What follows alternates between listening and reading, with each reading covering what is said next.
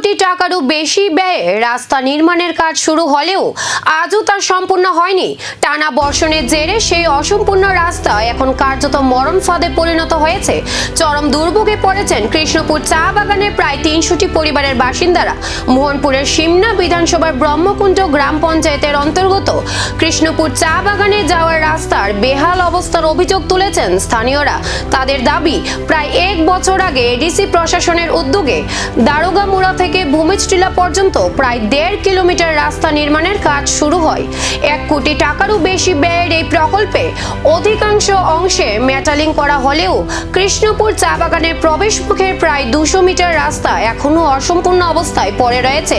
ক্রমাগত বৃষ্টিতে ওই অংশ কাদায় ভরে যাওয়ায় স্কুল কলেজে যাতায়াত, বাজারে যাওয়া এবং দৈনন্দিন চলাচল কার্যত দুর্বিষহ হয়ে উঠেছে।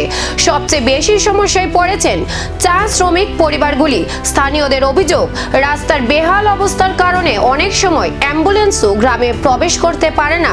ফলে অসুস্থ ব্যক্তি ও গর্ভবতী মহিলাদের কাঁধে করে মূল সড়ক পর্যন্ত নিয়ে যেতে হচ্ছে।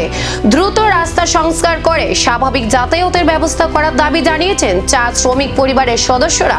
এখন প্রশাসন কবে এই সমস্যার সমাধানে পদক্ষেপ নেয় সেদিকেই তাকিয়ে রয়েছেন এলাকার মানুষ। আমার নাম দুর্যোধন কর্মকার।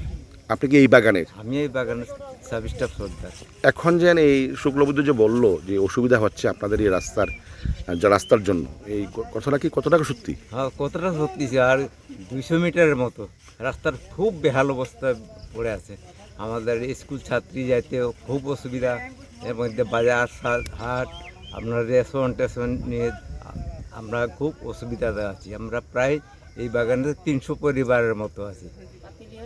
আমাদের চা বাগানের যে চা শ্রমিক যে পাতের গাঠিতে পর্যন্ত নিয়ে যাবার মতো তারা ক্ষমতা নয়।